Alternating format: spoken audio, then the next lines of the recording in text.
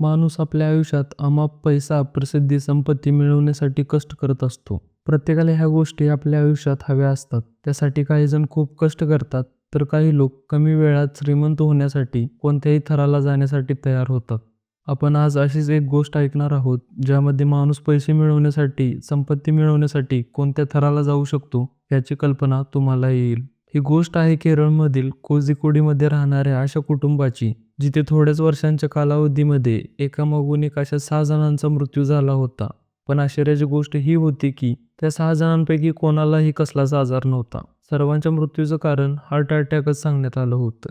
पण 17 वर्षानंतर जेव्हा कुटुंबातील एका सदस्याने या घटनांच्या तळाशी जायचं ठरवलं, तेव्हा खरी परिस्थिती काहीतरी वेगळीच समोर आली. जेव्हा ह्या 6 मृत्यूंची सत्यता समोर आली, तेव्हा सर्वांच्या पायाखालची जमीन सरकली. कारण मृत्यूमागील सत्य हे खूपच वेगळं होतं. तर ही केस नेमकी काय होती, चला जाणून घेऊया या व्हिडिओमध्ये. नमस्कार, मी राजवीर. तुम्हा सर्वांचं माझ्या क्राईम गोष्टी या यूट्यूब चॅनेलवर खूप मनापासून स्वागत करतो.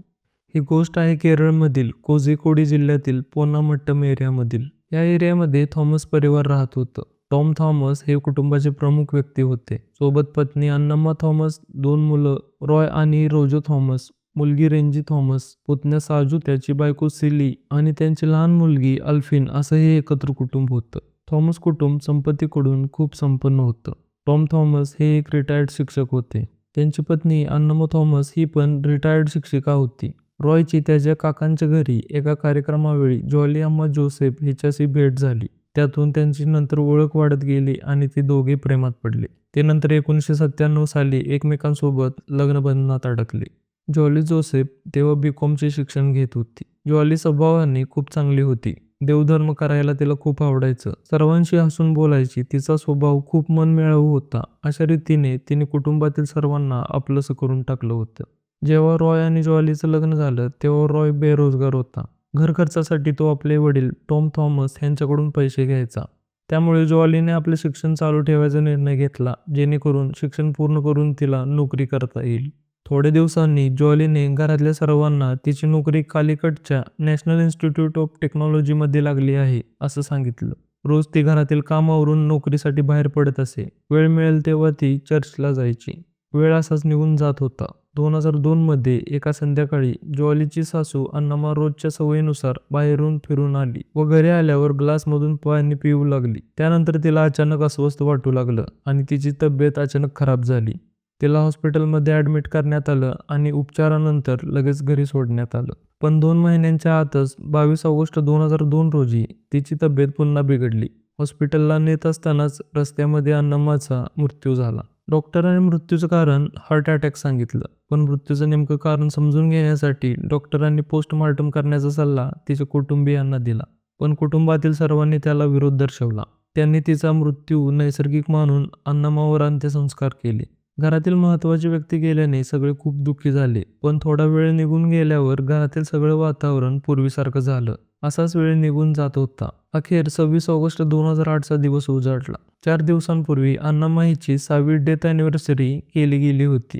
घरी नात्यातील बाकीचे पाहुणे आले होते. तेव्हा 26 ऑगस्टच्या दिवशी टॉम थॉमस यांचा पण अचानक मृत्यू झाला. टॉम थॉमस हे त्यावेळी फरशीवर पडले होते आणि तोंडातून थोडा फेस बाहेर येत होता. त्यांना ज्यावेळी हॉस्पिटलमध्ये नेण्यात आलं, त्यांना डॉक्टरांनी मृत घोषित केलं. प्राथमिक चौकशीनंतर त्यांच्या पण मृत्यूमागचं कारण हार्ट अटॅकच सांगण्यात आलं. यावेळी पण घरातल्यांनी त्यांचा मृत्यू नैसर्गिक समजून पोस्टमॉर्टम केलं नाही आणि त्यांचं पण अंतिम संस्कार करण्यात आलं. कुटुंबामध्ये गेल्या 6 वर्षांमध्ये अचानक झालेल्या 2 मृत्यूंमुळे घरातील गोष्टी बदलू लागल्या होत्या.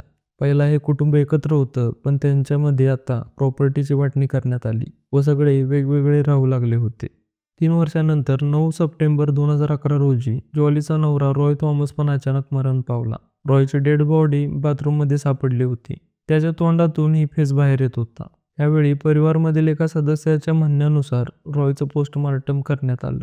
त्यामध्ये रॉयचा मृत्यू शरीरात सायनाइड गेल्याने झाला असल्याचं समोर आलं. जेव्हा ह्यासंबंधी आणखी चौकशी करण्यात आली, तेव्हा समजलं की रॉय हा कर्जबाजारी होता आणि त्याची आर्थिक स्थिती खूप बिकट झाली होती आणि ह्याच कारणामुळे त्यांनी आत्महत्या केली आहे, असं रॉयची बायको जॉलीने पोलिसांना सांगितलं होतं.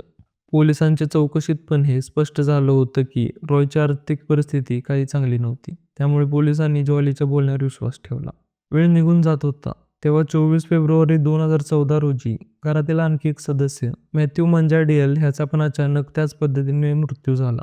मॅथ्यू मंजाडियल अन्नमा थॉमसचा भाऊ होता. घरातील सदस्यांनी त्याचं पण पोस्टमॉर्टम केलं नाही व त्याचा अंत्यसंस्कार करण्यात आलं.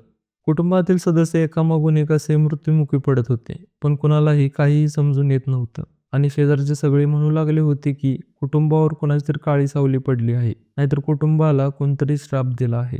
मॅथ्यूच्या मृत्यूनंतर थोड्याच दिवसात कुटुंबातील अजून एक जण मरण पावला. यावेळी रॉय थॉमसच्या चुलत भावाची मुलगी अल्फिन काहीतरी खात असताना गळ्यात घास अडकून मृत्युमुखी पडली. मृत्यूच्या वेळी अल्फिन फक्त 2 वर्षांची होती. हा मृत्यू पण अचानक झाला होता. त्यानंतर 11 जानेवारी 2016 रोजी अल्फिनची आई सेली साक्रियास हिचा पण मृत्यू झाला. म्हणजे 14 वर्षांच्या कालावधीमध्ये एकाच कुटुंबातील 6 जणांचा मृत्यू झाला होता. एवढंच नव्हे तर कुटुंबातील लांबच्या पाहुण्यातील एकाचा मृत्यू रोड ॲक्सिडेंटमध्ये झाला होता. सेलीच्या मृत्यूनंतर लगेच जॉलीने साजूशी लग्न केलं आणि त्याच्यासोबतच राहू लागली. तेव्हा कुटुंबातील एका सदस्याने पोलिसांची मदत मागितली. तो दुसरा कोणी नाही तर टॉम थॉमसचा लहान मुलगा रोजो थॉमस होता. त्याचं म्हणणं होतं की 6 जणांचा मृत्यू होणं हे काही योगायोग असू शकत नाही. खरं तर हे कोणीतरी जाणून बुजून खूप विचार करून घडवलं आहे. रोजो अमेरिकामध्ये नोकरी करत होता. त्याला या सगळ्या घटनांमागे तिची वहिनी जॉलीचा हात आहे असा संशय होता. त्यामुळे त्याने पोलिसांना 6 मृत्यूंची चौकशी करण्याची विनंती केली. पहिला पोलिसांनी आणि घरातल्यांनी त्याच्याकडे लक्ष दिलं नाही. घरातले म्हणू लागले की रोजोचा प्रॉपर्टीवर डोळा आहे आणि त्यामुळेच तो जॉलीवर संशय घेत आहे. पण त्याने त्याच्या स्तरावर या प्रकरणामागे कुणाचा हात आहे याची चौकशी करण्यास सुरुवात केली होती. त्याने पोलिसांना असं काही सांगितलं की पोलिसांना त्याच्यावर विश्वास ठेवणं कठीण गेलं. रोजोने पोलिसांकडून रॉय थॉमसच्या पोस्टमॉर्टमची एक कॉपी मागून घेतली. रोजोला त्या रिपोर्टमध्ये व जॉलीच्या बोलण्यामध्ये तफावत जाणवली. जॉलीने रॉयच्या मृत्यूवेळी सांगितलं होतं की त्यावेळी ती रॉयसाठी आमलेट तयार करत होती. तेव्हा रॉय अचानक पळत बाथरूममध्ये गेला आणि कोसळला. पण पोस्टमॉर्टमनुसार रॉयने त्या दिवशी भात आणि सूप खाल्लं होतं. म्हणजे जॉली पोलिसांशी खोटं बोलली होती.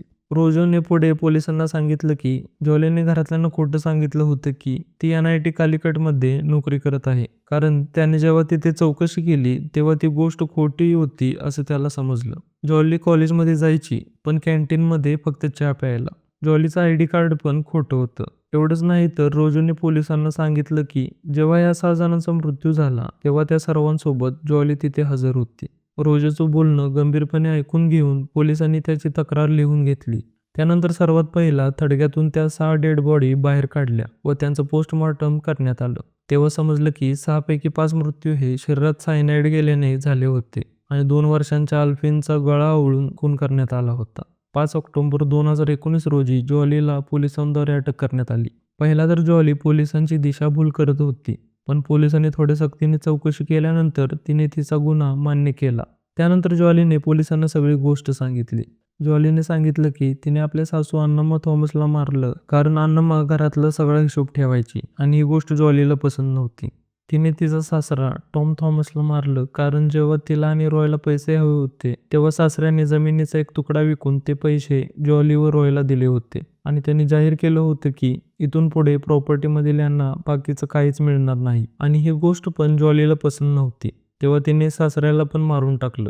पोलिसांच्या चौकशीत हे पण पुढे आलं की टॉम थॉमस यांच्या मृत्यूनंतर त्यांची प्रॉपर्टी जॉलीने तिचा नवरा रॉय थॉमस व तिच्या नावावर करून घेतली होती. जॉली आणि रॉयची रोज भांडणं होऊ लागली होती कारण तो कायम दारूच्या नशेत असायचा. त्यामुळेच वैतागून तिने रॉयच्या भात व सूपमध्ये सायनाईड मिसळून त्याला मारून टाकलं. या दरम्यानच जॉली रॉयचा चुलत भाऊ साजूच्या प्रेमात पडली. पण आधीच त्याचं लग्न झालं होतं आणि जॉलीला कोणतीही किंमत मोजून साजूला मिळवायचं होतं. त्यामुळेच तिने साजूच्या मुलीला व बायकोला मारून तिच्या रस्त्यातील अडथळा दूर केला. तिने अन्नमाचा भाऊ मॅथ्यू मंजाडियलला मारून टाकलं कारण रॉयच्या मृत्यूनंतर त्यानेच पोस्टमॉर्टम करावी असं सगळ्यांना सुचवलं होतं. त्यानंतर रॉयचा चुलत भाऊ साजूला पण पोलिसांनी अटक केली. त्याचा ह्या हत्येमागे हात असू शकतो या शंकेवर त्याला अटक करण्यात आली होती, कारण लहान मुलगी आणि बायकोचा मृत्यू होऊन पण त्याने जॉलीशी लग्न केलं होतं. पण पोलिसांना ह्या हत्येमध्ये साजूचा काही हात असल्याचे पुरावे मिळू शकले नाही. त्यानंतर त्याला सोडण्यात आलं. पोलिसांनी मानलं की या हत्येमागे फक्त जॉलीचाच हात होता. पोलिसांच्या पुढच्या चौकशी दरम्यान हे पुढे आलं की ज्या सायनाईडचा वापर करून सगळ्यांना मारण्यात आला आहे ते जॉलीला तिच्या MS मॅथ्यू नावाच्या एका नातेवाईकाने उपलब्ध करून दिलं होतं. मॅथ्यूला त्याच्या मित्राने सायनाइड दिलं होतं, जो एका ज्वेलरी शॉपमध्ये कामाला होता. कारण तिथे ज्वेलरी साफ करण्यासाठी सायनाइडचा उपयोग केला जातो. त्यानंतर 1 जानेवारी 2020 साली पोलिसांद्वारे 1800 पानांची चार्जशीट तयार करून कोर्टमध्ये सादर केली गेली. हा खुलासा झाल्यानंतर देशात ज्वाली सायनाइड ज्वाली या नावाने फेमस झाली. आजपर्यंत ज्वाली जेलमध्ये बंद आहे. फेब्रुवारी 2023 मध्ये CFSL हैदराबाद यांच्याकडून एक फॉरेन्सिक रिपोर्ट पब्लिश करण्यात आली. त्यामध्ये दावा केला होता की 6 पैकी 4 शरीरांमध्ये सायनाइडचे अंश मिळाले नाही. पण केरळ हायकोर्टाने सांगितलं की मृत्यूनंतर इतक्या वर्षांनी कदाचित सायनाइडचे अंश शरीरात राहिले नसावेत. पण ज्वालीने तिचा गुन्हा कबूल केला आहे, त्यामुळे तिला जेलमध्येच ठेवण्यात येईल.